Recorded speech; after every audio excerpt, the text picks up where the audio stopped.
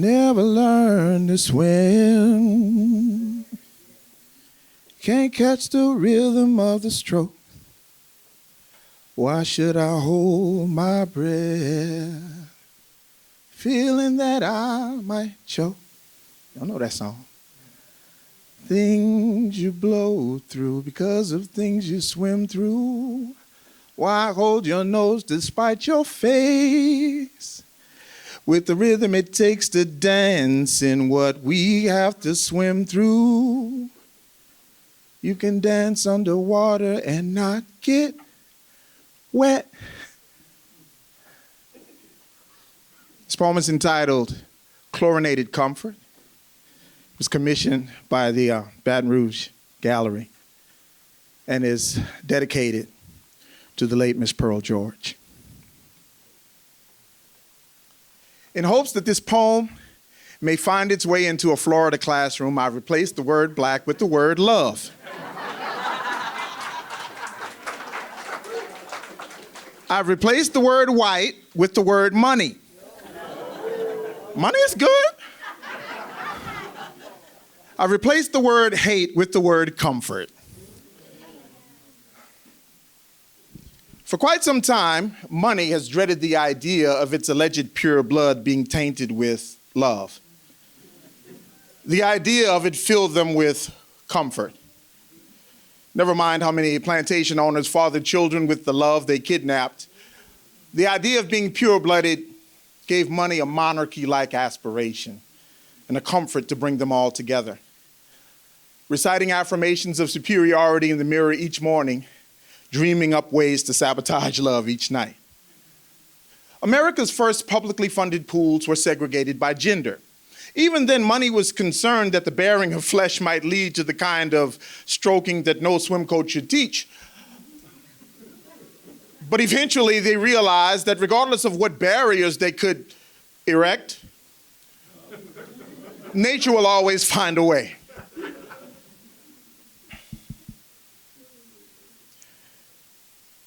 Because we wouldn't shut our mouths about it, in 1964, law decreed that money and love would share the public pools. After all, love was also paying the taxes that helped build and maintain those pools. Money protested with bricks and bats and bombs. Money said it was too special to swirl with love, as if denying someone access to something they helped pay for was a trait typical of special people or halfway decent people or people with one drop of honor.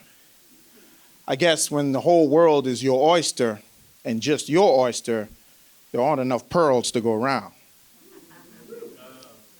Oh, y'all caught that. Pause for a disclaimer. We've now reached the point in the poem where the poet must say that not all money was filled with comfort, because the money actually filled with comfort is quite fond of trying to dilute reality and convince everyone that love is filled with comfort. Sadly, to this day, love requires disclaimers that money does not. Back to our story. Money decided that it would rather close the public pools than share them with love. Imagine burning down a concert hall because you don't want the person sitting next to you to play with more rhythm. So across the country, hundreds of public pools were fenced in. Crystal clear waters left to grow stagnant, infested with mosquitoes and debris, and eventually erased with hard, pale concrete, a grave reminder that money knows its mass graves. Money said it needed to keep its blood pure. It's crystal clear that they were longing for a sense of belonging. So private pools became a badge of membership. People who lack a sense of belonging can be corrosive, and they often try to acquire that belonging by burning those who they say don't belong, and these people were money and proud Americans. Homo sapiens have been procreating with folks from other tribes, clans, and villages since the species came into existence, even skinny dipped with Neanderthals. There never has been and never will be a such thing as pure blood. The universe is the biggest pool. If you're in it, your blood is in the mix. What is purity to the stardust in your veins? Speaking of purity, here's a fun fact. We each carry about 0.14 grams of feces into a pool once we plop in. Fun fact, large pools contain about 20 gallons of urine. Fun fact, sweat and body oils can react with chlorine to create dangerous chemical compounds. I want to say to money, your blood, like mine, is pool water. And as true as that may be, it doesn't even matter because the pool you needed to condemn was the one you could never fill. America has a pool for every bigot. Ever since money left Great Britain, there's been a Mariana-like trench in its chest, a hook in its mouth that it just can't seem to turn into a pearl. This is what inferiority complexes look like. Look, Ma, taxation without representation. Barbaric money locking out love in a feeble attempt to prove to its motherland that it too can keep a class of its citizens submerged beneath its rule. A pool for every bigot, a gaping void of self-loathing from when they weren't loved enough, from when they weren't protected enough, from when they too were locked out of community. And blood can't fill it, and tears can't fill it, and piss can't fill it, and property can't fill it, and oil can't fill it, and all the water they crossed to invade and exterminate could never fill it. That's the kind of emptiness it takes to comfort someone for no good reason at all. Only the empty must hoard like that. Only the threadbare of soul must drape itself with gold. Only the windbag requires everyone else to shut their mouths, as if they could ever pray all those trespasses into forgiveness. Some public pools still remain. And activists are still rescuing young pearls from drained communities. More Love is now learning to swim, even winning Olympic medals in this sport, because love will always find a way. It would have been nice to see Love and money partake of those pools in harmony. Love lost out, as did money. But at least Love isn't consumed with a comfort it could never satisfy. At least not yet. I never learned to swim. Can't catch the rhythm of the stroke. Never learned to keep my mouth shut. If money's police wanted to kill me, all they'd have to do is push me into a swimming pool. And if you wonder why money's police would want to kill me, I have no idea. Well, one, the comfort of proud Americans has always found a way. May we never allow its persistence to outswim our own.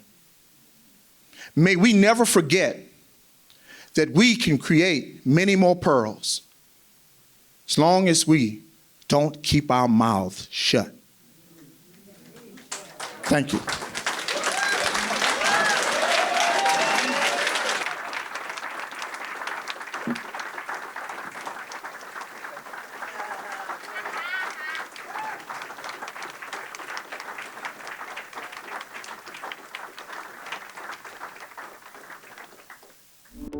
In the 1920s, the city of Baton Rouge began construction of a recreational facility on 165 acres of swamp on what was then the outskirts of town. City Park had everything: a 9-hole golf course, 8 tennis courts, a playground, a merry-go-round, a large lake for fishing, a clubhouse, and a swimming pool. At 20,000 square feet, the lagoon-shaped pool with sloped edges allowed swimmers to walk into the water, similar to a natural beach. The only public swimming facility in Baton Rouge at the time, the City Park Pool opened to the public on August 3, 1928, and like all public facilities in Baton Rouge, was for whites only. Separate but equal was the rule of the nation at this time, and despite paying equal taxes, blacks in Baton Rouge were not provided the same types of recreational facilities as their white counterparts.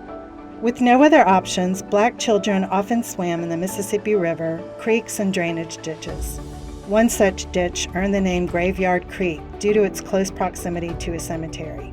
These waterways were dangerous, attracting snakes and rife with strong currents that sometimes proved fatal to these children. In response to the need for safe recreational spaces for Black Baton Rougeans, Reverend Willie K. Brooks established the United Negro Recreation Association in 1945. By 1947, the UNRA gained enough funds from donors and the city to build a community pool. Opened in 1949, the park and pool quickly became a social hub of Old South Baton Rouge neighborhood. The UNRA donated the Brooks Park Pool to BREC in 1953, and the organization took over the operation and maintenance of the facility.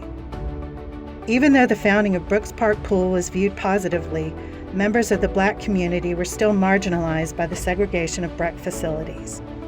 Activists argued that because Black people paid the same taxes as whites, they should be permitted to use the facilities maintained by those taxes. The first of several protests at the City Park Pool, what would later come to be known as the Baton Rouge Swim-Ins, occurred on July 23, 1963, when a group of about 50 Black people, led by Reverend Arthur Jelks, then president of the local NAACP chapter, approached the pool. The police were tipped off by an anonymous phone call, and 5 officers, as well as Police Chief Walter Wingate, were at the pool when the protesters arrived. The group entered the clubhouse and proceeded to the pool area but did not get in the water. There they were confronted by the manager, Gordon Clanton, and were asked to leave. Police met the group in front of the clubhouse where physical altercations occurred between the officers and the protesters. Pearl George, Sam Green, Betty Jean Wilson Claiborne, James F. Williams, and Richard Thompson were all arrested and charged with disturbing the peace and simple battery. George's 11-year-old daughter, Debra, was also taken into custody, questioned without an adult present, and released. The adults were released on bond except Pearl George, who said she preferred to remain in jail. The protesters were ultimately convicted, with Williams and Wilson receiving fines of $100 or 50 days in jail. George drew a 6-month parish jail sentence plus a $250 fine or an additional 6 months in jail. Green and Thompson drew an additional $100 fine or 90 days in jail on a charge of resisting arrest and battery. Civil rights attorney Johnny A. Jones Sr. first filed the Guard v. Recreation and Parks Commission for the parish of East Baton Rouge on November 17, 1953 in East Baton Rouge Parish.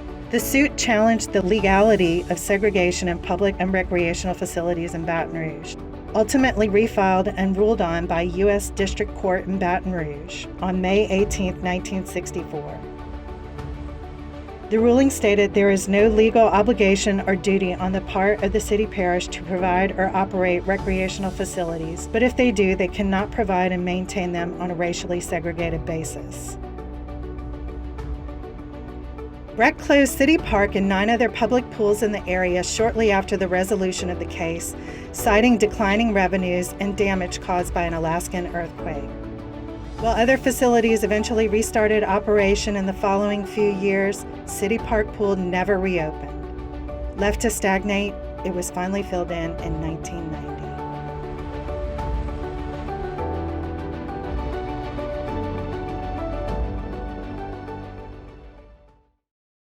Check, check. All right.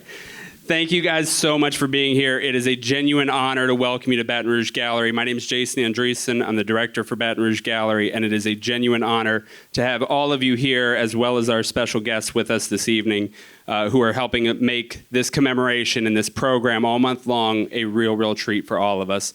But before we do anything else, if you would, please give yourselves a hand. Thank you for coming out tonight, for hearing these stories, for being a part of this celebration.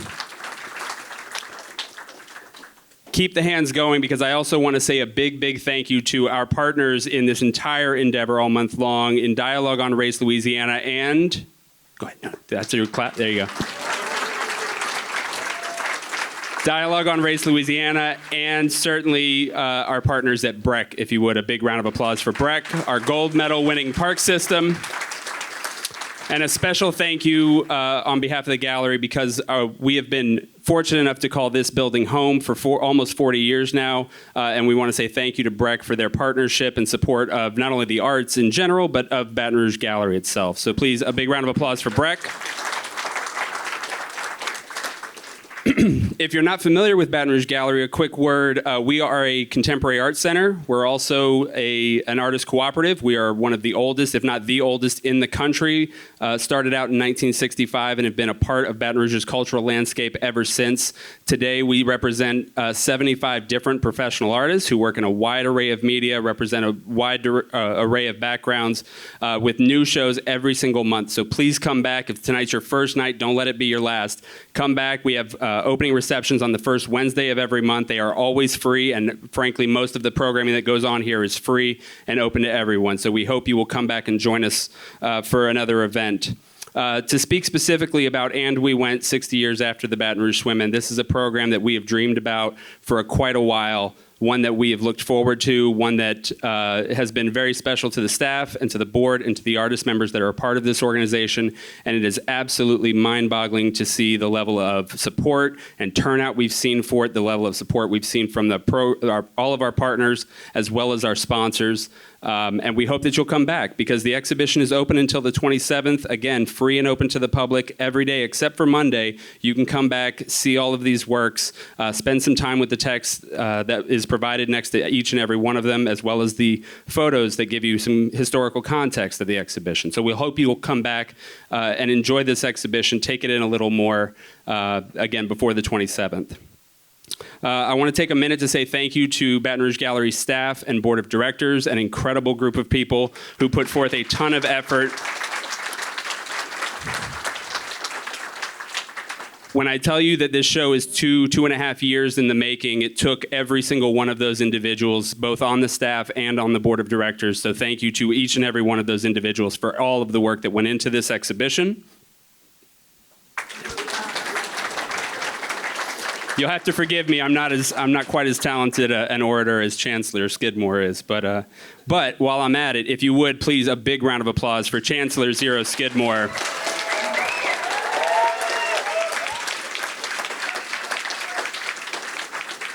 A bit of a local legend, and perhaps should be even more so. Chancellor is actually the first local artist that I ever met and had any interaction with when I moved to Baton Rouge, and I can say he's been a friend of the gallery for many, many years, and it is an honor to have been able to approach him about being a part of this project, and it was an honor to watch his eyes light up about the idea of being involved with it. So thank you to Chancellor. Why not? Let's keep it going. Also, a quick word of thanks to Melissa Eastin of the East Baton Rouge Parish Library, who provided our history video just a moment ago. Speaking of a friend of the gallery and somebody whose eyes lit up at being a part of this, so thank you to Melissa. And thank you to the East Baton Rouge Parish Library. And obviously a program like this with the exhibition, the programming, all of the different pieces around it are not possible without sponsors, without support from the community, support from foundations, individuals, and everybody in between. So I want to take a minute to say thank you to the National Endowment for the Arts, to BREC, to the you keep clapping, I'll just talk right through it. To the BREC Foundation, to Mayor President Sharon Weston Broome, to the Arts Council of Greater Baton Rouge, to Dr. Con Ho, to the Junior League of Baton Rouge, to the Louisiana Endowment for the Humanities, to the National Endowment for the Humanities, to Launch Media, to the Atchafalaya National Heritage Area, to the LSU School of Art, to Cox, to Entergy. Thank you to the Louisiana Office of Cultural Development and to the Louisiana Division of the Arts. Ladies and gentlemen, please, a big round of applause for these individuals. Obviously, when we approached these groups, these individuals about supporting this project, they didn't quite know what to expect from it. And hopefully they are as excited as we are about what has come to pass over the last couple of weeks and hopefully over the next week to come. But really, without these individuals and these groups supporting this exhibition, it would not have been possible. So we are terribly grateful. And speaking of not possible without them, how about a hand for the artists who are a part of this exhibition, if you would. If you've gone through the show, you know that this exhibition includes Louisiana-based artists, Baton Rouge-based artists, but also includes artists from around the country. There are artists from Oakland, California, from Brooklyn, New York, and hopefully that speaks to the idea that what happened in Baton Rouge, while is a unique story that needs to be told, and hopefully that's what we're accomplishing here tonight, it is also part of a larger American story that has truth throughout the country in various communities in various ways. So hopefully we are representing that by having these artists from outside of the Baton Rouge area supplementing or providing some additional context around the story that we have here in Baton Rouge. So please join me in thanking artists John Elaine, Kimberly M. Becote, Aaliyah Bennett, Justin Tyler Bryant, Malika Favorite, Ronnie Nicole Henderson, Randell Henry, Juan Logan, John Isaiah Walton, Charles Edward Williams, and Andrew Wilson. Thank you to all of our artists. Finally, I want to say thank you to our exhibition curator, Jonell Logan. Jonell Logan is another individual whose eyes lit up when we started talking with her about this project and all that came with it. Jonell is the vice president and creative director of the McCall Center, nationally acclaimed artist residency and contemporary arts hub in Charlotte, North Carolina. She's an arts advocate dedicated to supporting the careers of contemporary artists and providing connections for non-traditional audiences. She's worked at several arts institutions, including the Metropolitan Museum of Art, the Whitney Museum of Art, and Studio Museum in Harlem. While exhibitions, she served in a curatorial role. 4 have included artists such as Kehinde Wiley and Kara Walker, among many others. I'll let you tell her a little bit more about this special exhibition.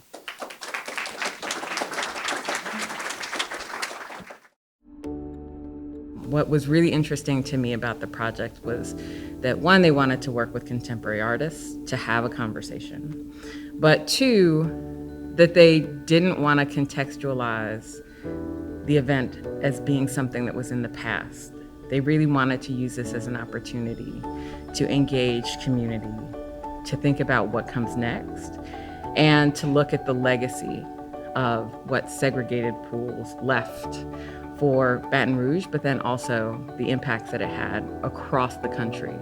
And so it was a really great opportunity to, 1, center in Baton Rouge and to look at the history and to recognize that Baton Rouge is a part of the civil rights movement in a very strong and present way.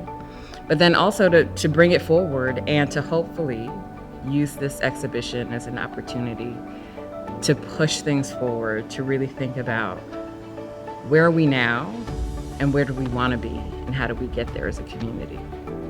There were a couple of things that we really wanted to make sure that we did. First was to center and honor artists that are here in Baton Rouge and in Louisiana. And so we partnered to identify artists who could participate because it's important. This is a Baton Rouge story. We wanted to make sure that we had representation from around the country, like truly. So there are artists from California, there are artists from the East Coast, there are definitely artists from the South. And to look at those shared experiences, to talk about, yes, the legacy of not being able to swim. And so there are some artists that talk about that. There are other artists who look at this idea of how to have communities, built spaces for themselves. And so we look at place and places where, pools and or beaches were established by Black communities so that they could have access. We talk about the politics of masking, right? And the idea of safety in spaces where you are not protected. We really wanted to look at that broadly and not just center on this whole idea of struggle. And I think the other thing that was important is to have artists that work in different media, having video artists, performance artists who have lent objects from performance for the exhibition. It was really important to diversify in that way so that we're having this broader conversation, both socially and historically, really. There are a few things that I hope people take away after coming to see the exhibition. One, because I am a curator and love art and support contemporary artists, that there are a variety of voices that exist that talk about social issues, community, etc., and that they're all valid, right? And it can be this great space for kind of an introduction to new artists and new work. I think the biggest thing, though, is that this has to, for me, and I think for the gallery as well, function as a space to move things forward. This is not and should not just be, you come in, you look at it, you leave. We're really trying to prompt this idea of what comes next. And part of that is deeply rooted in recognizing that the attempted swim-in was a moment for change. And so in honoring that event, we should be piloting our own moment of change. And so I hope that people will talk to each other, they will lean into uncomfortable situations and uncomfortable conversations, because that's where change happens. I hope people tell friends to come and see it, because this is a Baton Rouge conversation. But I really think that this is a chance, because the gallery is so committed, because, Debra George and other people who were a part of the struggle are so committed to remembering this event and to moving forward, that people see it the same way and they come and do the work. Because we're in a moment where things are happening that impact a lot of us, all of us actually. And if we don't kind of get ahead of it, if we don't commit to change, if we don't commit to working together, I don't know what it looks like. It doesn't feel like it's gonna look good, but I don't know. So this is an opportunity to do that.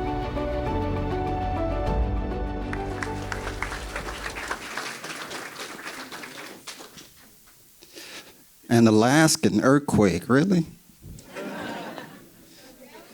We got to come up with better excuses, Mayor. And so, greetings, everyone. My name is Corey Wilson.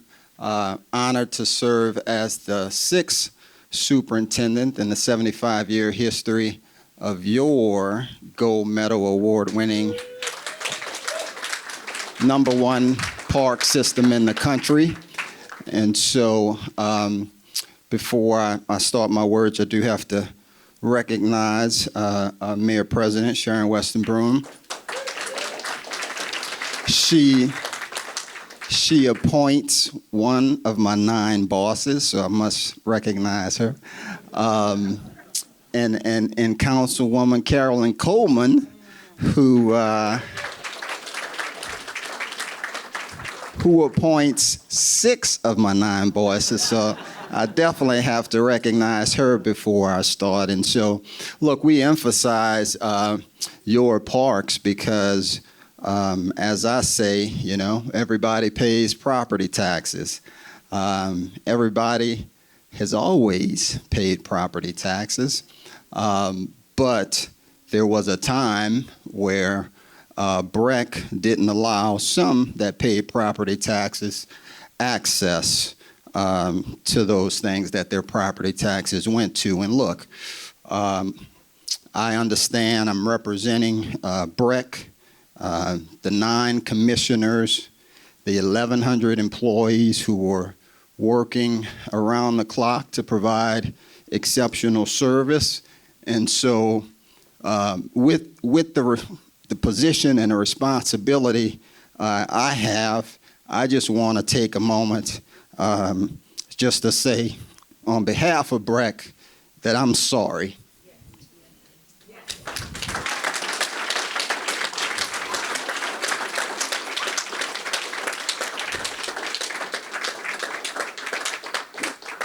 That we are sorry, certainly to the family that's represented here, certainly to the African Americans that were denied access, but also everyone else in the room. Because as I had a conversation with Ms. Carla King earlier this afternoon, we talked about how we're all connected. And when one of us hurts, we all hurt. And so we have to be mindful of that. And that's why I want to apologize to everybody in the room for those decisions that were made back then. And we can't move forward until we stop and recognize that. We certainly want to honor the families that are here. I would not be standing here if it wasn't for those families.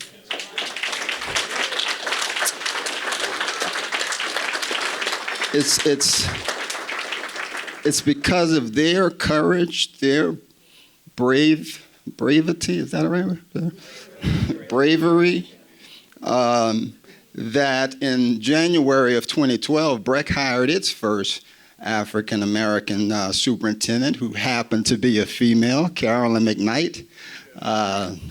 And so it's not lost on me that she kicked down the door, just like these teenage ladies at the time kicked down the door as well. And certainly Carolyn allowed me to assume my position.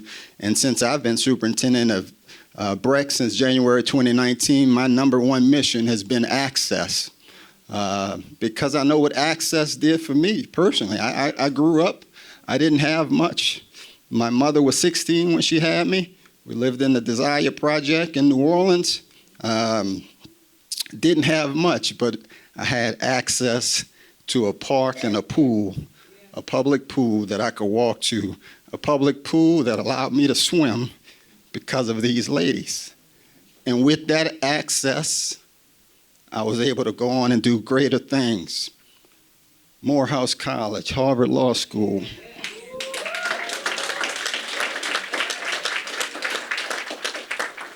And now superintendent of BREC. So you're going to hear a lot about that. In fact, we're starting our next 10-year strategic plan. You know, whenever we're doing a 10-year plan, you know what's coming next after that, right? We're going to ask you to renew our taxes. But if we are fortunate enough to renew our taxes, it's going to be about equity and access. We are going to spend dollars in areas that have historically, that we have not spent dollars in. And demographics, whether it's income, whether it's lack of transportation, we're going to focus our efforts on that because historically we haven't. And so in order to make sure we're all rising, that is going to be our focus going forward. I believe and so look, after me, you're going to hear from Miss Betty Claiborne, who I had the pleasure of meeting in 2015 when we were making the decision to close the Gus Young pool. And you know, and again, it comes all the way back in the circle to me because I now understand Judge White, who's also supports me, challenges me, encourages me. I never know which angle Judge White is coming from, but I know she loves me. And when I first got here, she's one of the first people I met. And it was around the closing of the Gus Young pool.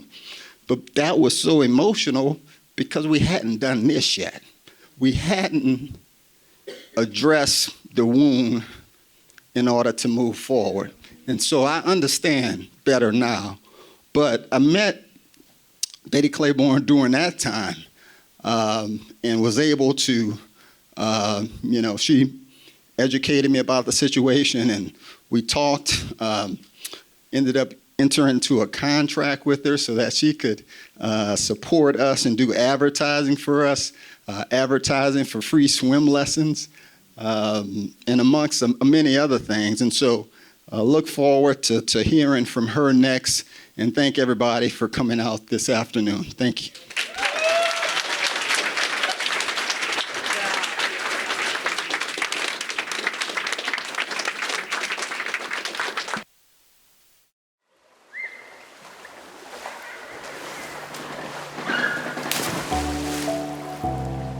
I remember some gruesome things that no child should have to remember.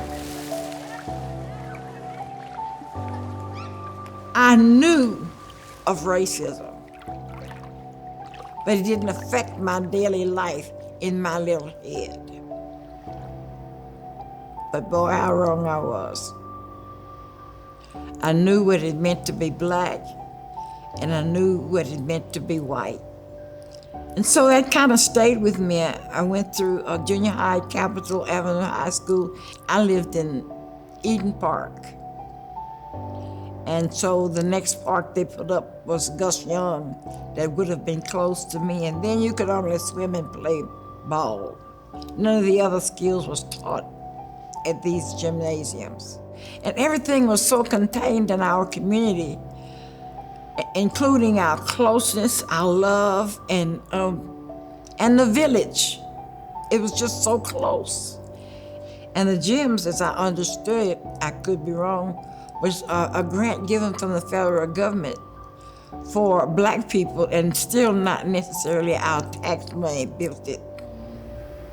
What did you know about City Park back then? What did you know about the City Park pool back then? Well, I knew that they had a fine Olympian pool. I knew that they seemed to be at peace and at rest in that park. We decided who was not afraid to go.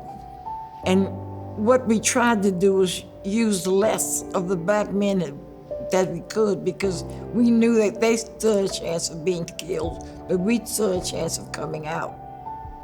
We got to the door of the area where you change your clothes. And when we got there, they had this young white boy standing in front of it, the door, so that you couldn't get in. But I pushed him aside. That park was built with money from all people that paid taxes in Baton Rouge. And we couldn't figure out no reason why we shouldn't be able to go. And we went.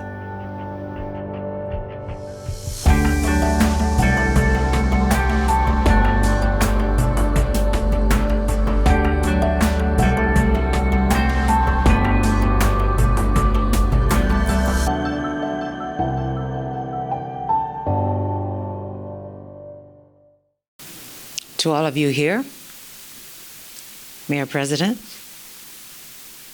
Councilwoman Coleman, thank you so much for coming.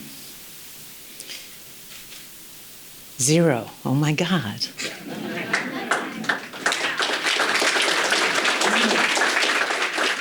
I don't get away with saying things like that. People tell me I need to back up. Don't back up, keep talking. I'm taking notes.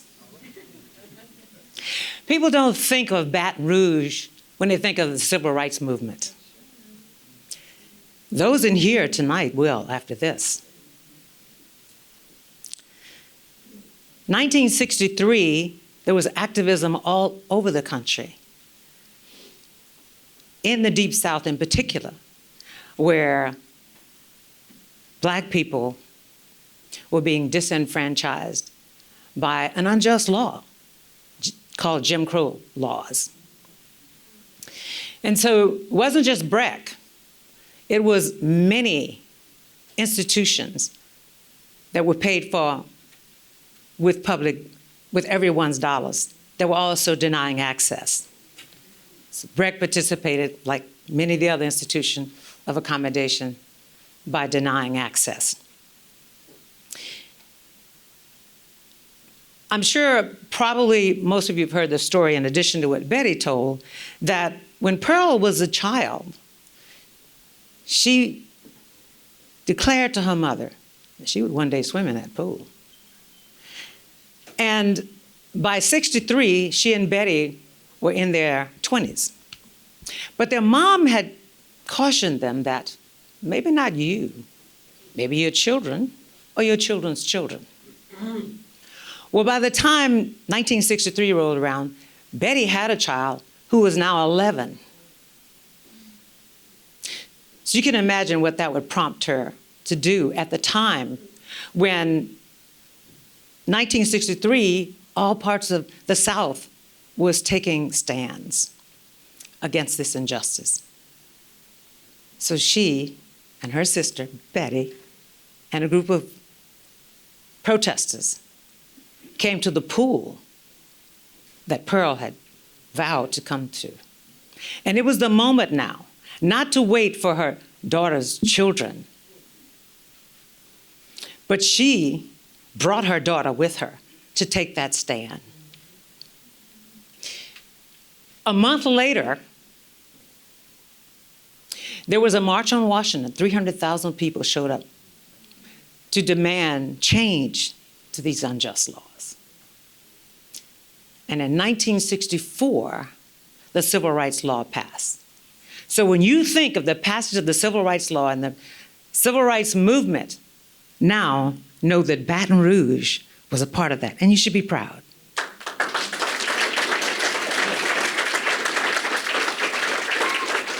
That opened doors for me to walk through, and people call me a barrier breaker. I walked through the doors that they opened. And many of you too walked through those doors. So what you're looking at is something that didn't start in 1963. It built, it escalated, because this pool issue went back to before World War II, when so many kids had been drowning, that Baton Rouge, as you heard in Melissa's presentation, drowned because of swimming in unsafe waterways. So by 1963, there had been long disgruntlement over this. And later on, you're going to hear about what happened with one of the drownings that sparked the building of Brooks Park Pool. And you're going to hear from Pearl's daughter, who was there, Debra. But right now, I want to say that the work of Dialogue on Race, being a part of this, has been one of the proudest things that I've been able to do since Dialogue on Race has been an organization, and that's been 11 years.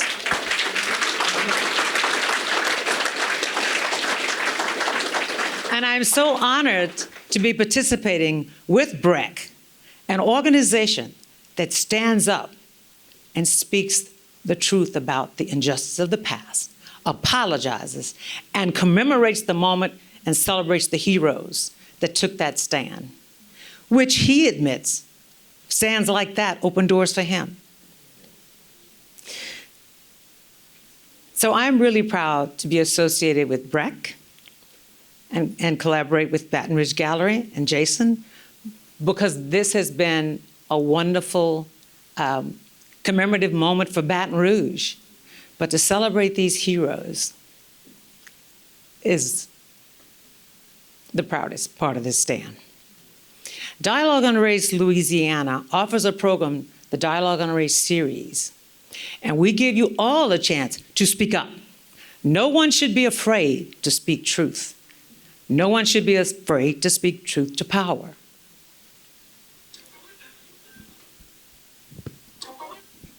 Not my phone.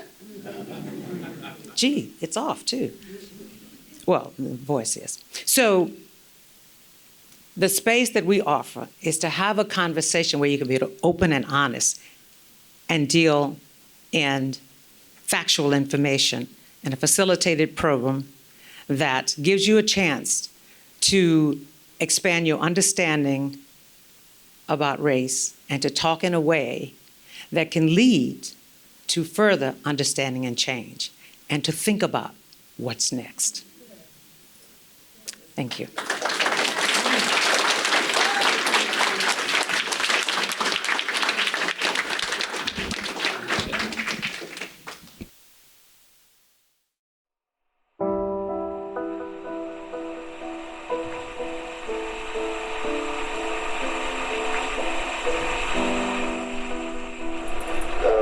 Of the interview is to interview Ms. Pearl George. So, Ms. George, you're originally from Baton Rouge, correct? Yeah, I was born and lived here in Baton Rouge, in the poor area. I grew up in a house without a father. I grew up in a house, it was 4 of us. My mother had 4 children by herself. And at that time, it wasn't such thing that black people had a swimming pool. And I would pass by the city park, and I would ask my mother why we could not go to that park. And she says, colored people aren't allowed there, it's just white only. And I would tell her, I said, well, Mama, you pay tax? She said, yes, we do. She said, but colored people still cannot go there. And my mama says, maybe your children or somebody might swim in that pool. Maybe not you. I said, Mama, I'm going to the city park one day. I said, I'm going to swim in that pool. And what actually got me concerned about human rights, and especially black people rights, was, let me go back a little further. I lost my husband during the Korean War. And what really hurted me so bad, I said, here's my husband, who my daughter's father, who had gone to war, wasn't his choice to go. He was drafted. He didn't want to go. You know, here's a man who have sacrificed his life for his so-called country. And here his daughter couldn't go to a swimming pool that they said it was for white only. And when my daughter, she wanted to go swimming, that done something to me. I went to a church. Reverend Jokes was the pastor of that church. Reverend Jokes was very active in civil rights. I went to him and he said, well, Miss George, he said, we're having a meeting here tonight with the NAACP. And if you have some complaints, why don't you come over and let's talk about it? And I did. And at that meeting that night, I decided the next morning that I would carry my daughter to the city park to swim. Somebody, I don't know who, informed the police department that we would be at the city park to swim that day. And when we got to the city park, they had paddy wagons there. They had sheriff's office there with rifles, with city police, state troopers, and I guess every law enforcement agency that you could name. It was about 50 of us. You would think that we were some type of animals. At that time, we was nonviolent, and anytime you said that a demonstration was being held, people right away knew that it wasn't any violence. They was there with their guns and billy clubs waiting to receive us and ask us where we were going as we walked into the city park, and I told them that we was going to swim. I chose to fight. And I said, well, if I'm going to die, let me die for something that black folks would enjoy some of the things that I couldn't enjoy.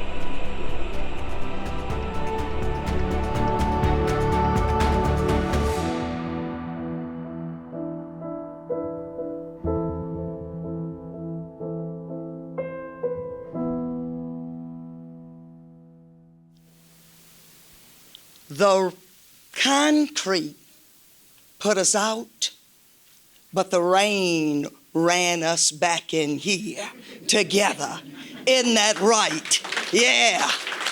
He's got a way of doing whatever needs to be done. Isn't that right? You all may as well go and give it up.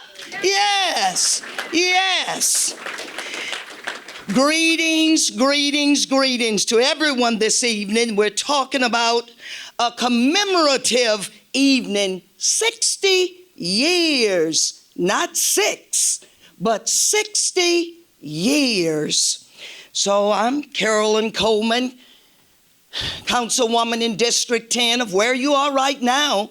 The only district I know, the best district I know. Yes, yes, yes. And I'm grateful. I am grateful to be here to witness this era of City Park. Yes. Grateful to be in the midst of some people or their descendants, right, Debra? Yeah, that's right, who are yet standing. And then the shoulders, you all, the broad shoulders that we have stood upon like shoulders of the Honorable Pearl George, Betty Claiborne, Judge White, yeah. Elvin Dalcourt, AKA Tankproof, yeah, I see him every month, y'all. Pastor and Miss Brooks. See, Pastor Brooks was the Boy Scout leader, and many of my brothers, he hovered them. He took care of them, and Miss Brooks was the crossing guard lady. So when the bus would pass us up on Government Street, many days she would stop that bus, even if we had to just stand up, because we could not sit in the front of that bus. And as a kid, I did not understand that. I was grateful for the Brooks, y'all. 60 years ago, and here we stand at City Park. City Park, y'all. And so, wow, City Park. And we're grateful for Brooks Park, the place that we had to go. Yes, Brooks Park. So, Jason, you're to be commended for what you've done here, you and your people. Yes. And I say to us, we've only just begun. So now that her story and his story, y'all get that tomorrow, has gone forth, let us purpose to swim together these next 60 years. We can freestyle, we can breaststroke, we can butterfly, we can backstroke. But let's swim together. Thank you.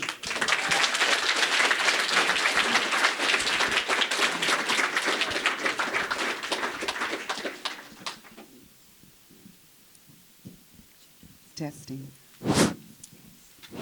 When thinking about how to best center the key moment for this commemoration, we decided that having those most personally involved would bring you closer to the events of the courageous historic stand that took place on this spot 60 years ago.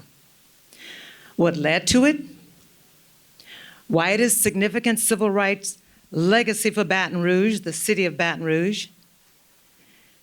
Well, when you hear from Debra George, Pearl George's daughter, who was there at the attempted swim-in, and Theda Martinez Williams, whose brother Frank Martinez drowned in City Park Lake at 16, you will see why they are chosen. And I want to say that I heard that Miss Brooks is here. Is that what you said? Miss Brooks is here? Okay. All right. Okay. All right. So I will begin by introducing Theda Martinez Williams. Theda was 1 month from turning 3 years old when her 16-year-old brother Frank drowned in City Park Lakes. And Theda offers amazing recall of the details around that monumental moment in her and her family members' lives and all of South Baton Rouge. Theda, when your brother Frank drowned, you were so young, not quite 3 years old yet, your parents thought best not to tell you that he had drowned. So, but you have your recall of it, and I would like you to share that with us, if you will. Thank you, Maxine. The mind has a way of capturing something that it cannot interpret at the time. And hopefully that memory, those pictures that are recorded in the brain, someday make sense.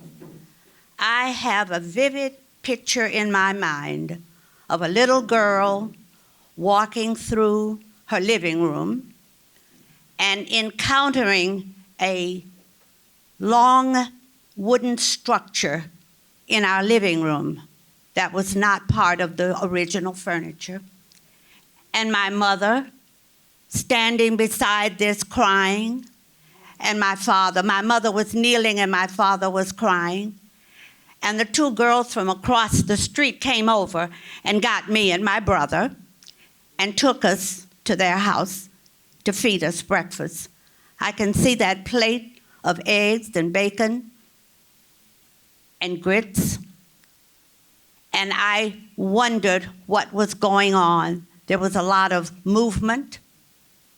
And later on, I found out, my brother and I had a conversation just the other day, and he said, the folks were so secretive about things.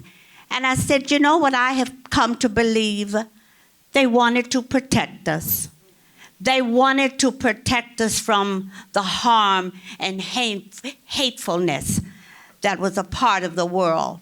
And so they discussed those things not with us and not around us. But later on, I found out that my brother, who was 16, going into his senior year of high school, a very brilliant young man, I must say. I remember he wrote poetry, and he wrote dissertations and essays, and he recorded them. We had a record of his recording of one of those. It was way back when the records were made on a metal disc, and then it had some kind of a plastic coating on front and back. Eventually, it just deteriorated. But anyway, he loved to swim, and there was no place for him to swim. And so on a Sunday morning after going to Mass and getting permission from my father that he could use the car and take his girlfriend to the movies, the drive-in movies that evening because it was her birthday, he went swimming. He and 3 of his friends got on their bicycles and they rode to the lake on LSU's campus, right off of Stanford Avenue, where there is now a BREC monument to a philanthropist. But that's where my brother drowned. He went out and he never came back the way he went in. But one thing my father was determined to do was to not have us afraid of the water or of swimming. He made sure that we went to places outside of the city where we could swim. And he was very instrumental with Reverend Brooks. They both worked at Standard Oil, and so they were very instrumental in seeing that money was raised so that we would have a pool. And I remember that pool. I went and I learned to swim, and we enjoyed it. And you know what? I went by there the other day, and it's closed up. It's not cemented in, but there are leaves and grass and dirt. And I cried when I saw it. And I would like at this, well, I'll wait. But anyway, there were so many boys, particularly, who had given their lives up. And finally, the community said, this is enough. Enough is enough. And we're not going to wait for them to give us permission. We're going to build our own.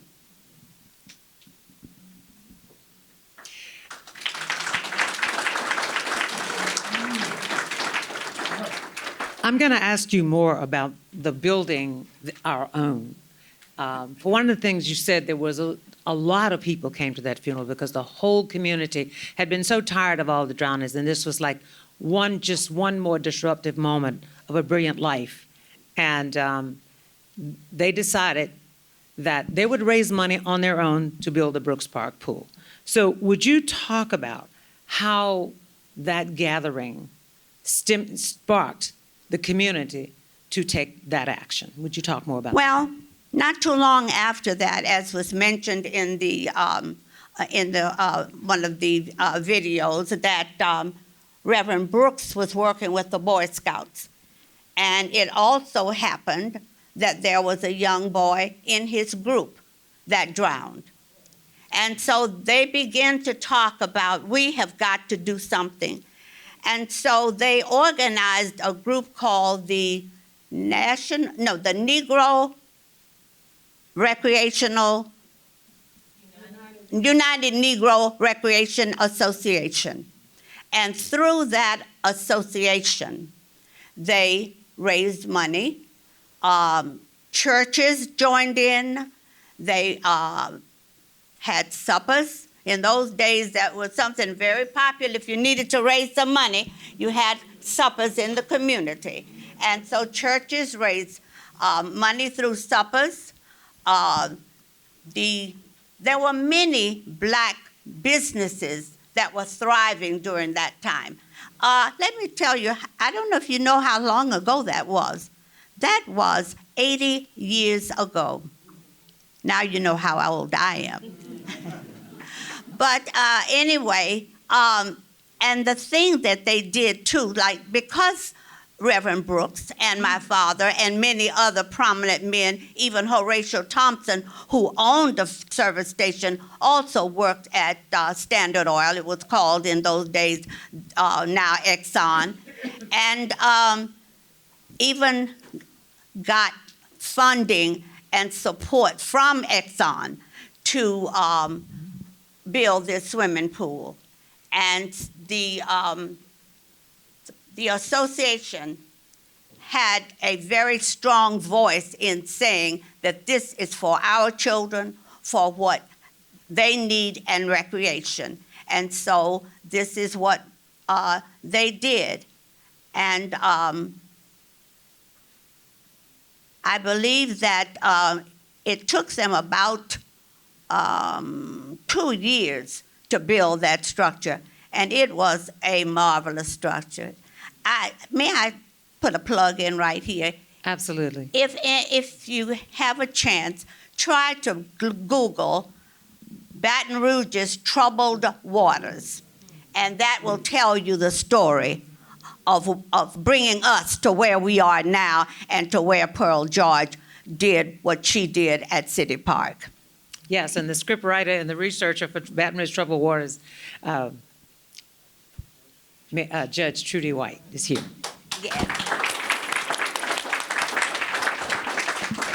Yes, her grandfather was also a member of that association and also worked at Exxon as well, yes. So what is also significant about what you're saying is how much South Baton Rouge was a flourishing community that had built itself inside of, had built itself inside of these laws that had barred them, but it still was a flourishing community. And laws like the segregated pool and other laws led to this South Baton Rouge demise. So when you talked about what you'd like to see, I'm gonna come back to you after I talk to Debra a little bit more, and I'll ask you both a very similar question about next. So you can see that for Debra,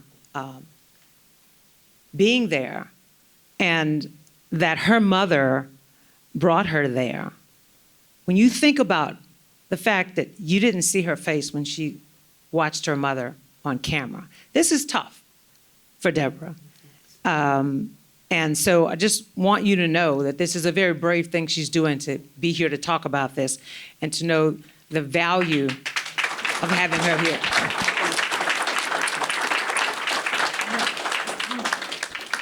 So when she tells her experience, she was there. And I don't know that any of you can really totally identify what that experience was like. But I have asked her, and we've had many conversations to see if she was willing to do this for all of us. And so she's here. So Debra,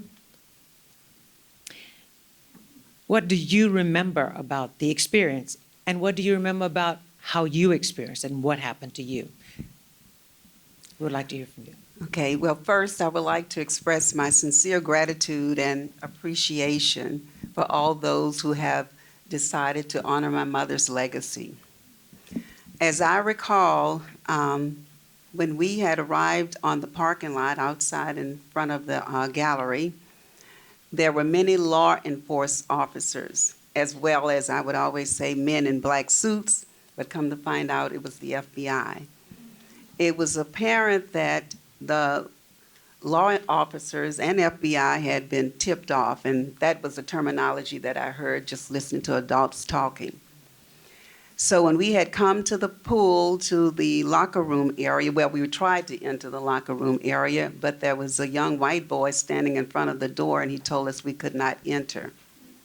So then at that time, my aunt, Betty Claiborne, attempted to push him out the way, and then after that ensued, we decided to leave. So as we were walking away to the parking lot to get into our cars, I was standing next to a car, and a white man pushed me against the car, and I fell back. And that's when my mother did what she had to do to protect me. After that, I saw so much confusion going on, and I saw a big truck, and I come to find out it was a paddy wagon. So they were loading all the men and women into the paddy wagon.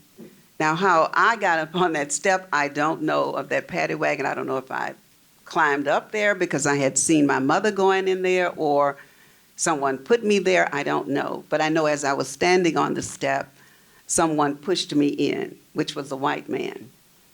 So when we were inside of the paddy wagon, it was extremely hot. I can remember the temperature just being extremely hot.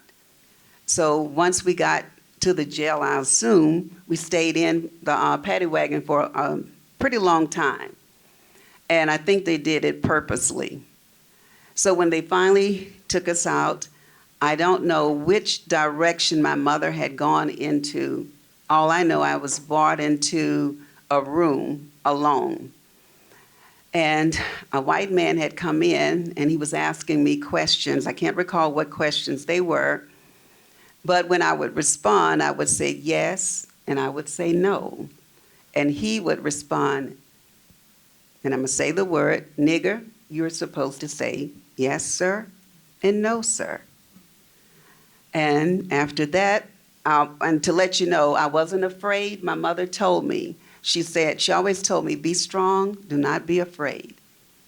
And I wasn't.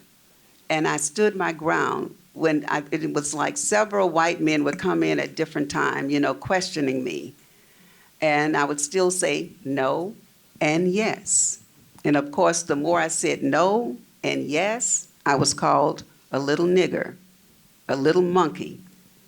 So I was, after that, someone had come in and they say, is Pearl George your mother? I said, yes, she is. So he walked out. Then another one came in, and they were pretty nice to me then because someone offered me a Coke, I think, if I'm not mistaken. So they were very kind to me then after I told them who my mom was. Oh, prior to that, I'm sorry, I was told that I would be put into juvenile detention. So they were using all type of tactics to make me feel fear, which I did not. So after that, I can recall that my grandfather had come to get me. And I didn't know where my mom was. And I asked my grandfather, I said, well, where is my mom? And he told me that she's in jail. I said, well, when is she coming home? He said, I do not know. So after that particular ride home, which was very long, a long ride home, I started weeping. And my grandfather told me, it's going to be okay. But to me, I didn't think it was going to be okay because I feared the fact that it's a possibility that my mom would not come home. Because during that time, many blacks were killed, beaten, murdered. So I didn't know whether she was going to come home or not. So after that, I lived with my grandfather for a while. Then I lived with my aunt for a while. And after the 6 months that she was in jail, I think it's been only maybe 3 months, I'm not sure. I think I'm going into your next question. Go ahead. So when she had come home, I cried, I wept, I embraced her, she embraced me. And I was so happy to see my mom. So then she went further on and she continued working in with boycotting and picketing. And for many, many nights, I would cry myself to sleep, especially when she wasn't home, for fear that she would not return home. I remember when I was living with my aunt, we got a phone call after my mother had returned home from Martin Luther King's funeral that there had been several gunshots in our home. But thankfully, my mother had just gotten in, but she wasn't in the room where the gunshots were. And my aunt and I were called, so we got in the car and we went down to my home to check on my mom, and everything was okay.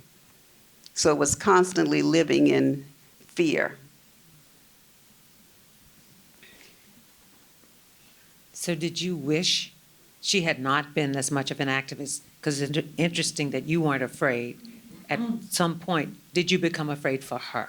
Yes. I never did wish that she wasn't involved the way she was. I often prayed that God would keep her and protect her, but I was very proud of her.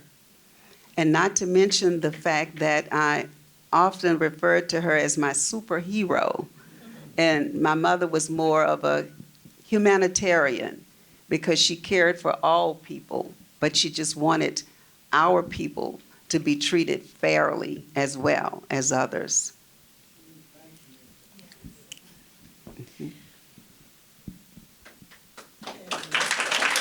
Thank you.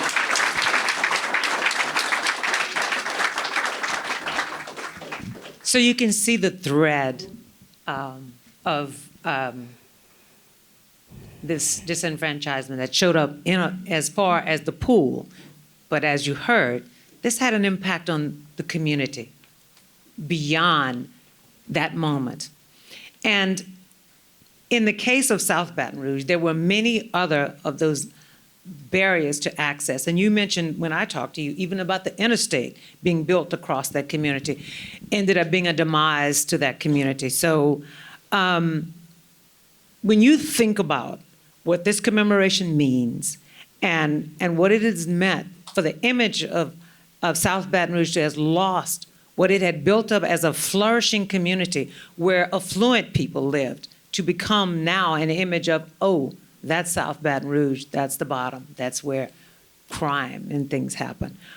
What would you like to see next? You heard Jonell, Logan said, this is this art exhibit, and as you heard Xero talk about what it meant to have, and I love that he used Black people as love, to have this experience in the face of money.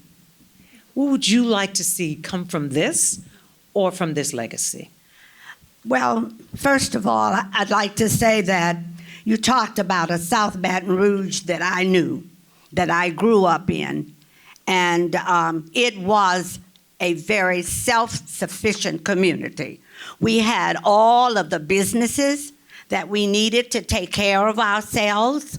We had professionals, doctors, dentists. These were all African-American doctors and dentists. And we had a pharmacy. We had post office. We had bakeries and restaurants and schools. We had people in the community who were stalwart. They stood for greater things. They taught us how to be the best that we could be.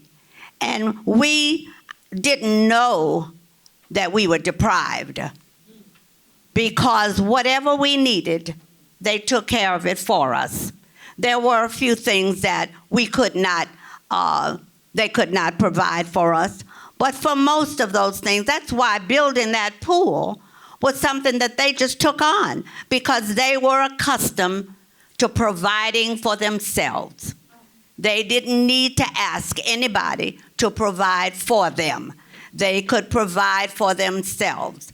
And so the whole idea that South Baton Rouge now has become a desolate, a negative kind of connotation when people talk about it. It is hurtful.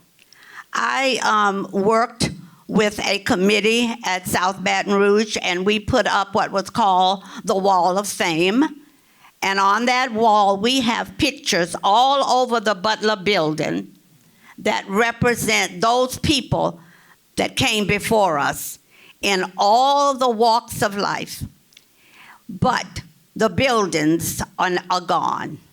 The reminders of what we had are gone. They have been torn down, and other things have taken their place, or nothing has taken their place. And we have been robbed of that tangible history. But like that picture I have of my brother and my family when he died, you can't take that away from the people.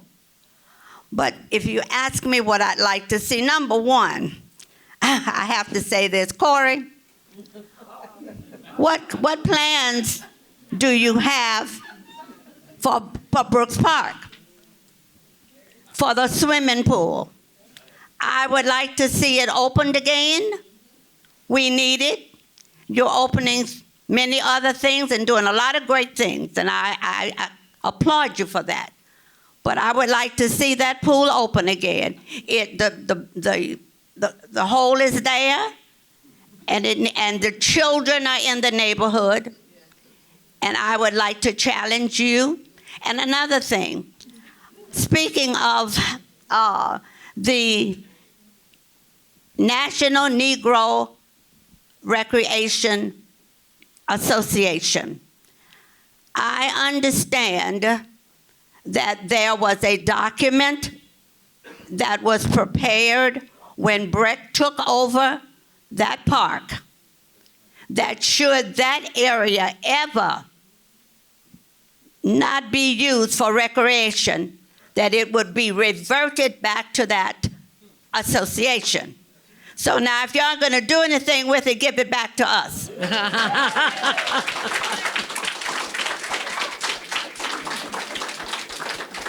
I would be remiss if I would allow Corey just to be beat up here tonight. I wouldn't do it. Theda, let me tell you what we did last summer. Corey, speak up. Don't take that lick. Last summer, we walked and, Jeff, you my man. We walked that district. We got children. Brooks Park was open, and they swam all day and night. The issue is lifeguards. I'd even asked, and if there's any lifeguards in here, come forward, please. BREC will pay for you. And so that's part of it. And then I tell you what, you child-centered, I want you to take on with me about getting those children round up, getting those lifeguards, and then have some swimming again, even water aerobics for us in the morning. All right. All that sound great, but I'm proud of you, Corey, for standing there knowing your job. I gotta give credit where credit is due. Carolyn Coleman, we go back a long way, and she will admit I brought her to East Baton Rouge Parish School System, so she can talk to me like that, okay? All right, so I accept the challenge that we will work together. Judge Trudy needs to be very actively involved in that because she knows about the document. Let me give the group a little background as far as I know it. When McKinley Middle School was being built, they needed a few more inches of land in order to build the school as they wanted it. And therefore, they needed some of BREC's land. And so, there was an agreement that, because BREC owned it then, that EBR school system would be able to get a few yards of that land in exchange for the use of that land and that facility by the McKinley Middle School. And so is that being done? They use the pool? Yes, ma'am. On a regular basis? Is the pool open on a regular basis? The pool is open, ma'am. We have swim lessons going right now. Okay, well, we'll have some dialogue on that. I think this is the opportunity for opening the dialogue on what we're going to do with Brooks Park. Okay, thank you so much. Gotta love South Baton Rouge. And Theda Williams. And while I have the mic, I'm wound up.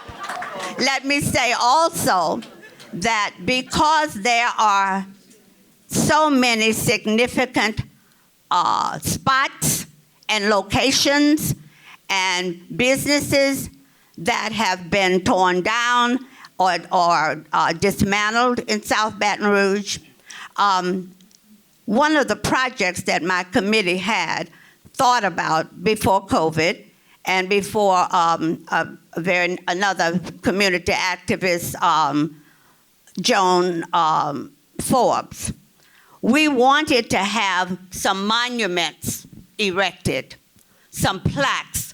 I think Mayor, I think Joan spoke to you about some of that some years ago.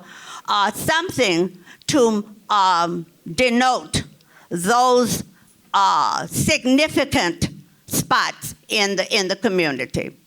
And so I would like for there to be some kind of dialogue and something to follow through on that. That's what I'd like to see. We can't revive South Baton Rouge, but we can at least commemorate it. What's that? Historical markers. Yes, historical markers. Thank you. Yes. I have a question. If the Lord would bless us to commemorate Pearl George by putting that pool back at Gus Young, we have the same situation today, about an acre of land that belongs to the school board, right behind the park. And I have been working consistently for a pool, which was promised. And those of you who know how to pray, pray for me, Brother Elvin, Bobby Burns, that the Lord would bless us to get the pool that was promised to the children by BREC for 3 years. I will not give up. I will die trying. We have the same situation today that we had 50 or 60 years ago. It's still going on. Pray for me. I will not give up. Thank you. So the love for the South Baton Rouge community is showing, for the old South Baton Rouge is showing here. And it can almost turn it into a community meeting because that's showing here. And the pride for the heroes, Pearl George and Betty Claiborne and the others who showed up, and to hear Debra call her mother a superhero. A lot of times, civil rights movement have been romanticized because it's so far in the distance in the minds of you who are so young, and wasn't here for that or was not a part of it. But when you hear her experience and what she went through, you can't call that anything but traumatic for an 11-year-old. Whether she was frightened or not, she was still experiencing a traumatic situation. And for what her mother stood for and what you went through, and that so many of us forget that we have benefited from a civil rights movement, from those civil rights stands. And so, as you heard Jonell say, that this exhibit and these artists, they put into this what they wanted to express about this time and about the clarification of this exhibit was not to talk about the past only, but to bring it into the moment that we're still dealing with. There's no way Xero could have done that poem just about the past. He's talking about now. We're still dealing with barriers that may not be legally erected, but the injustices are continuing. So, Debra, when you think about what your mother went through continuing with her activism and her service, her humanitarian service, and her elected roles, and what your life had to endure with having your mother have this experience, I just can't imagine what it's like to fall into your mother's arms when she comes home from jail, when she was jailed unjustly. So we don't have her to tell us what's next, but what would you like to see next, not just for South Baton Rouge, but for Baton Rouge? Since Baton Rouge is a racially diverse city, I would like to see all people work together to improve social injustices, as well as many other issues that needs to be addressed, to come together as one people. And another thing that I would like to see, in my mother's words, is she say that as a society and as a people, that we should work together to make sure that no person that is sick does not go unattended. No person that is hungry should go unfed. And I feel that we should pull together as a community to improve all communities. Thank you. Thank you, everyone.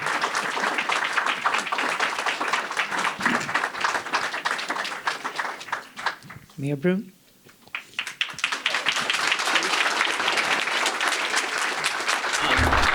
I don't know about you, but my heart is full tonight. After hearing, starting off with Xero, and then hearing from the Curator and Corey and Maxine and the Councilwoman, and the list goes on, and the videos, hearing from Reverend Betty Claiborne and the Honorable Pearl George. And we're here tonight to never forget what they did so that Baton Rouge could be a better place for everyone to live in. So we honor the courage of Pearl George. We honor the tenacity of Reverend Betty Claiborne and all of those who came that day to City Park Pool. Thank you, Debra, for sharing your heart with us tonight.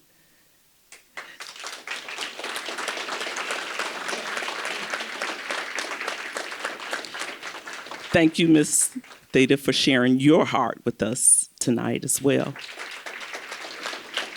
Now, I'm going to be brief. I had some prepared remarks. I had about 3 pages of things that I was going to say, but as I was sitting here tonight, I started thinking about what everybody else said. And I believe the most important takeaway for me tonight was that we all must remember that history is like a compass. It tells us where we've been and where we're going, if we allow it to. And so I see a very diverse crowd out here tonight from Baton Rouge. I see blacks and whites. I believe that's the fabric of the Baton Rouge community. And I believe that as we have commemorated this history, and thank you to the Baton Rouge Gallery and everyone who's been involved with this, this has certainly been a spectacular moment for the city of Baton Rouge. It really has.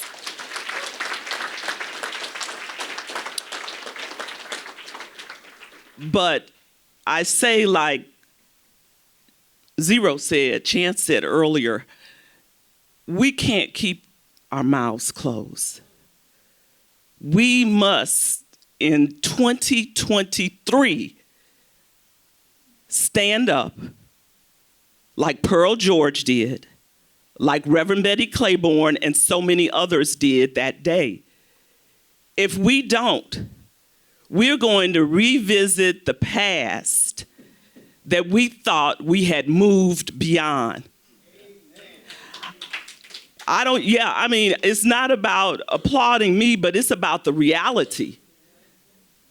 And I heard someone else say it today. You know, we would be in denial if we didn't judge, call it out, that even in 2023, 60 years later from what took place, we are still dealing with division, racial division, right here in Baton Rouge. It's the truth. And I'm gonna tell you, I can only do so much as the mayor because people see me as a political figure. It's going to take the voices of the people of the community, blacks and whites, to speak up, step up, and show up. If we want the type of community that relishes and thrives off of diversity and inclusiveness, I don't know about you, but I don't want to be oppressed in the community that I live in. I don't want to be oppressed by racism and division and sexism and all the isms that exist out there. But if we don't speak up and say something, it won't change. And I do believe that what has happened here at this moment in time is an opportunity and has served as actually a catalyst to move us into change. But guess what? That is an individual quality decision that each of us must make. When you see injustice, are you going to be quiet or are you going to say something? Are you concerned about being approved by your circle of friends? Or are you going to say something when you see it's not right? So that's my challenge tonight. As Chan said, we can't keep our mouths closed. Your voice is needed to move our community forward. How many of you all want to move our community forward? Am I just the only one? Wow. Well, we have more than the 50 people, Debra, that came that day, and they moved our community forward. So we can move our community forward.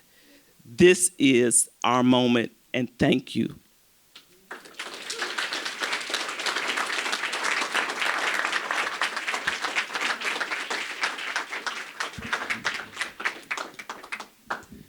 Ladies and gentlemen, excuse me, if you would, please welcome to the stage Thurman and Torrence Thomas of Tankproof.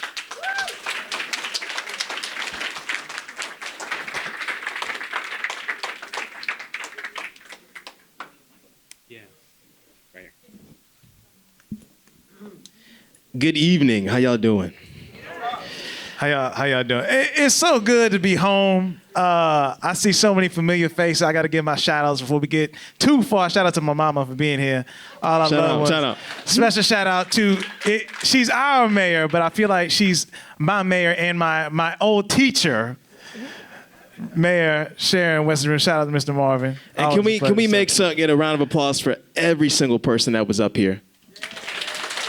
And it was, when we got the invitation from Jason to come speak, we were humbled to a maximum degree, because as I'm sitting here, I really didn't know what I was signing up for.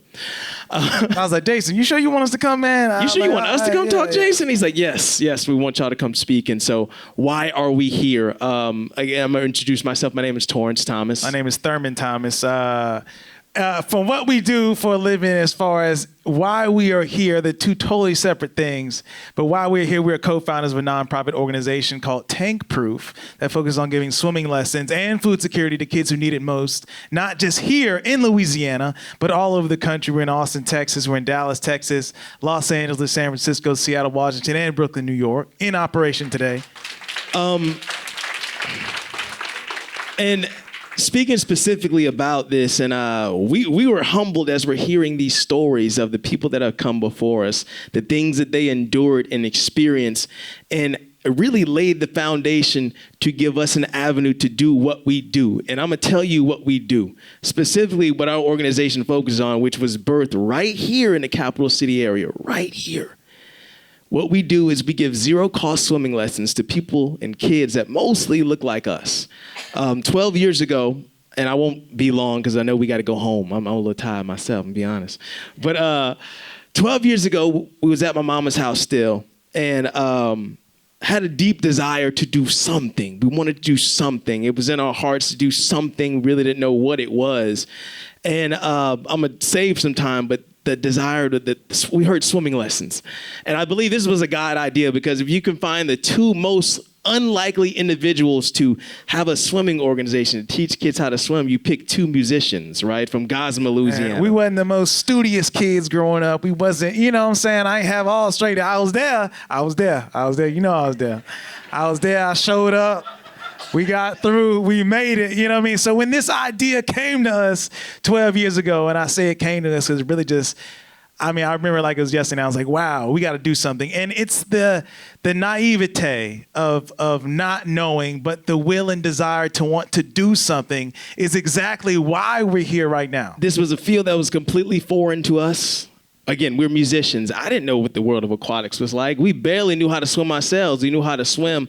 My brother had a tragic experience when we were 10 years old. He had a near-drowning experience. Someone had to come in and save him, which then prompted our amazing mother to say, hey, look, y'all boys need to get some swimming lessons. And but it wasn't anything that we did because of the area that we live in. See, we from the country. Y'all live in the city. We from the country. I'm from Ascension Parish, Geismar specifically. And it's not like you could just walk around the corner, you ride your bike to the pool. That doesn't happen in the country. You got to get somebody to drive you if that is available. So for kids that we're from, having pools and access to water was even more limited. What we decided to do with the information that we had at the time 12 years ago, we was like, look, we don't know what to do. Maybe we can ask our friends to help us to figure out a solution for this. So one thing I'll say what our major gifting is, we got a couple talents, but I think our gifting collectively is to be able to connect the lines between community, to draw those lines between individuals to figure out how to get things done. So back then, 12 years ago, told our friends, hey, we trying to do this. We're trying to get 10 kids swimming lessons. Let's sell some shirts. Let's make some noise about things as we know how to do as musicians. I know how to advertise and make noise about stuff.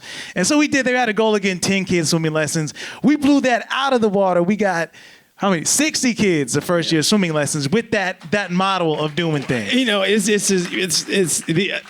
one child is amazing, right?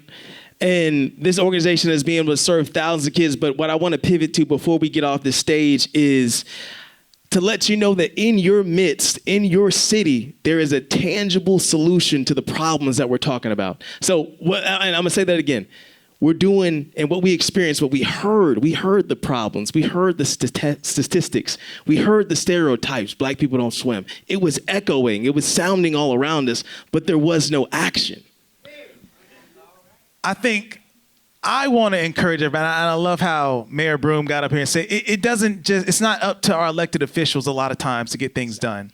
It's not up to these public entities to answer the problems that we see every day. We talk about the problems, we see the problems. Each and every one of us knows an issue, but it's up to you. If it's a problem to you, if it pricks you, if it makes you feel some kind of way, that is your green light to maybe sit and consider and figure out what can I do. So you got two boys from the middle of nowhere in Gosma, Louisiana. We've been able to take this concept, this organization, all over the country. We're doing nothing but growing. This year was a major year for us. We got a Nike deal this year, y'all. Yes, Nike said, hey, look, Nike said, hey, look, we see what y'all doing. We want to give y'all not just a bunch of money, but a lot of support to be able to get more kids who don't have access and equity to the life-saving gift of swimming. And what I want you to understand do is that it's beyond just learning how to swim. And I'll end it at this point, and we'll find a jumping off place to dive off, pun intended. But I want you to understand what happens to a child's mind when they learn how to swim. I'm gonna ask you a question. I'm gonna ask you two questions. Who remembers their first experience with the water? Oh, we got to go. Who has had swimming lessons? Anybody remembers their first swimming lesson? Who remembers their first swimming lesson? Generally, everyone remembers their earliest experiences with the water. That's how sacred and how special that is to us as humans. And how impactful can it be? And about the 90% of the people that I ask that question, I ask them, well, was it a positive experience, your first lesson? Most people say, no, it was traumatic. Okay. So what our organization has mastered in the 12 years of doing what we do is taking kids who generally might be deathly afraid of the water. I have kids that sometimes they can't even put their face in the water. And in 5 days, we have to teach their mind and their bodies something brand new, how to save themselves. And that speaks to not us, but it speaks to the power and the volume of Tankproof and the organization and how it has evolved. And I will say, oh man, I can't talk. I can't say what I want to say because my mama is in the room. I'm gonna be respectful. I'm an adult now, mama. I'm gonna talk. Say what you gonna say, man. Go ahead. I'm gonna talk my shit. Excuse me, y'all. This organization has done things that, again, no one in this country has been able to do. No one has mastered zero-cost swim lesson. And as long as this country has been a country and we've had recreational avenues, no one has solved this problem. But what I will say in front of you is that you have a solution. Tankproof is a solution. And then secondly, we want to figure out how we can bring even more good to the cities that we love so much. We love Baton Rouge. We from the 225 area. I'm never changing my phone number. Never. It's always going to be 225 something. That's just a part of who we are, and we tell it everywhere we go. We get the opportunity to play all over this country, different places. I'm like, hey, look, I'm from Baton Rouge, Louisiana. This is how we do it. You know what I'm saying? So there is a solution. We know the problem. We're talking about the issues, and I love the history. Some of this stuff, amazing. I couldn't even imagine the things that you've had to endure. Remembering that. Never forgetting that, and then having the composure to communicate it in such an eloquent way so that it lands, not just for the people that are from your time, but I felt that back there. We felt that, and it inspired us even more to be able to take what we do with this organization even higher. So we're going to get off the stage, get off the floor, get out your way, but we will be, what is it? Is the word remiss if we did not at least open the opportunity to say, hey, look, my name is Torrence Thomas. This is Thurman Thomas. We are actively solving these problems. And not, look, why? And I'm really about to end right here, but they asked us, well, why did you guys decide to expand nationally? We decided to do that because we wanted to prove that, hey, if we can do it here, if I can teach kids in Baton Rouge, maybe I could teach kids in San Francisco. Maybe I could teach kids in Seattle. And we realized that the problems are really connected. There really was a line that was weaved between all of them that connected all of them together. And what I'm asking you, what we're asking you, we're asking for your help. We're asking for your help. You have in front of you an actual organization that is solving the problems every day. If you want to learn more, we will tell you more. But again, before we get out of here, we would be remiss if we did not say, look, Tankproof is here to solve these problems. Tankproof is actively solving these problems every day, every year. And we need your help. Baton Rouge should be able to do this at another level. We want to save even more lives. So I want to, can we get a round of applause again to Jason, the Baton Rouge Art Gallery, everybody that was on this floor This is earlier, a world-class exhibit. This is a world-class exhibit. If you didn't know. World-class exhibit. If you didn't know, this is a world-class exhibit that has been curated right here in the heart of Baton Rouge, Louisiana. This story that they've put together is so rich, and there's so much in it. And we could sit up here and talk about it forever. But this, again, it's to push you to do something. It's to make you uncomfortable. Tonight is to make you, I don't know what y'all thought, this is like a kumbaya kind of, oh, look. Yes, we're remembering the things, but look, there's a lot of work to be done. We still got a lot of work to get done, y'all. So thank you so much from the bottom of our hearts. We about to get out. I don't know. Thank you to everyone. Thank you. Thank you. Jason, I don't know what to do. Take this mic out my hand. Hey. Thank you, brother. Appreciate you. Thank you so much. One more time for Torrence and Thurman. We have the third mic. I'm missing a mic. I'll tell you what I was going to say. I'll yell. Ladies and gentlemen, there's one. Thank you. On behalf of... on microphone. On. There we go. Thank you guys so much for being here. This was really, really a special evening, and I know on behalf of BREC, on behalf of Dialogue on Race, and certainly on behalf of Baton Rouge Gallery, it is a pleasure to have you all here. It's a pleasure to be able to honor this moment, to honor this anniversary. And before we do anything else, if you would, please join me once again in saying thank you to everybody who shared their stories tonight, who lifted their voice up. I also want to take a minute to say thank you to everybody who has been a part of this programming throughout the month. This may be the first time you're stepping in the building this month. It may be the 6th, 7th, 8th time, because there have been a lot of opportunities for you to connect with this exhibition, this story. And I want to say thank you to everybody, the volunteers, the participants, those who have had a hand in planning. Thank you to everybody who's been a part of that.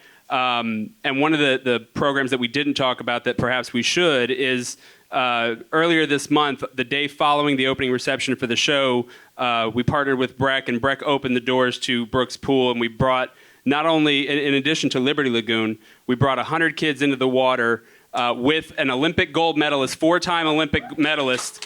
And at the end of it, about 100 kids learned how to swim, or at least had a positive experience in the pool. So thank you to Corey and thank you to BREC for opening that door to Brooks Pool. As they do, because BREC has been offering free swimming lessons since 2019, if I'm correct. That's when I started, yes. There you go. Expertly done. Expertly done, sir. So thank you again to everybody. We hope this slice of Baton Rouge history, the stories you've heard tonight, and hopefully the stories that you see on the wall throughout this exhibition stay with you and inspire you as we work towards a better Baton Rouge. If you have your own story to tell that maybe we didn't know about, you didn't know that this exhibition was coming, whatever the circumstances might be, we are very, very happy and honored to be partnering with the on an oral history project with the T. Harry Williams Center for Oral History at LSU. If you would, Jen, please, thank you. Raise your hand so we can say thank you for your work. I would also be remiss if I didn't point out Maggie Conero, who is also helping with that project.